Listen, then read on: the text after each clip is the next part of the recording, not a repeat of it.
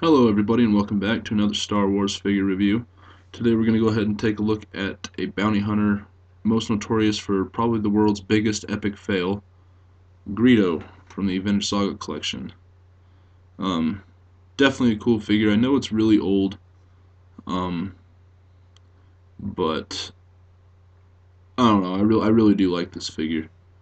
And for the longest time I only had one carded, and finally bought a new one to do a review on. So let's go ahead and take a look at his packaging. Now, it's a good thing that I have one carded because this is how this one came in the mail. Totally dented up in the corner. Um, a sticker that somebody tried to peel off and didn't manage to do that very well. But we do get a really nice image of Greedo on the card back. You got the Saga collection down there at the bottom. And on the back, you got that kind of, there you go, get that glare just right. You get that awesome Star Wars deal there. And the logos up at the top.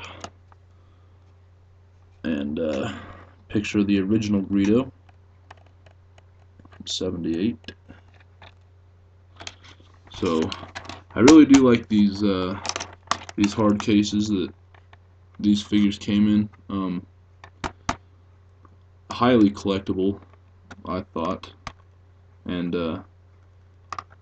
definitely just something that was just something that I felt that Hasbro did that was really cool. Just the whole, you got the vintage card back, and just it's sealed in this nice presentable case, and it's a shame they don't do that with all vintage figures, because that would actually be really cool, and it would cut back on theft.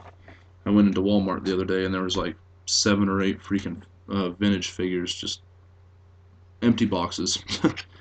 But anyway, let's go ahead and get on to Greedo, who has an awesome freaking head sculpt, by the way.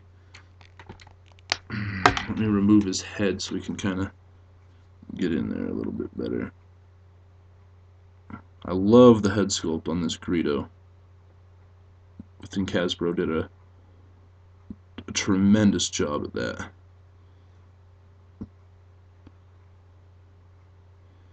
Just a very great looking head sculpt. And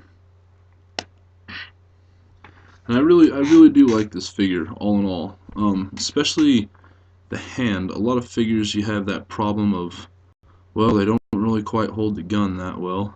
Not the case with this guy. It's actually very tight because his hand is actually just a closed up fist, which is kind of neat.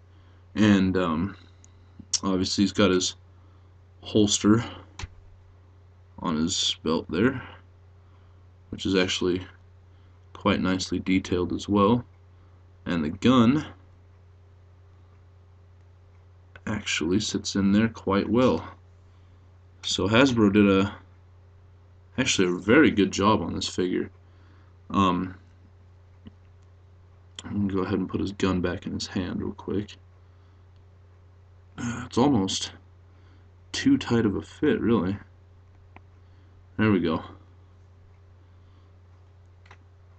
But yeah, just Hasbro really did some work on this guy. One thing I'll point out, again, I know this figure's been reviewed a jillion freaking times, but a lot of people have mentioned, specifically Sith Lord 229, that the jacket is not the same color as the stripes, which is kind of awkward. And honestly, I don't think I actually would have noticed that had a Sith Lord not brought that up. And then when he mentioned it, it was actually, it's like, oh yeah, fuck, I never would have even noticed. But I mean, it's nothing to nag about, really. Um, the figure still looks great. Actually, a lot of reviews I've seen, people don't like the kind of felt material that this jacket's made out of. But I actually really like it. I think it goes pretty well with the figure. So I'm not going to complain about that either. But there he is. There is Greedo. It's an absolutely great looking sculpt, especially in the head. But anyway, if you guys get a chance, I definitely recommend picking that guy up. I think I got him on Amazon for about $8, so not expensive. I think it was like $10.50 or something total after shipping and handling and all that. So um, anyway, so until next time, everybody have a good one, and may the force be with you all.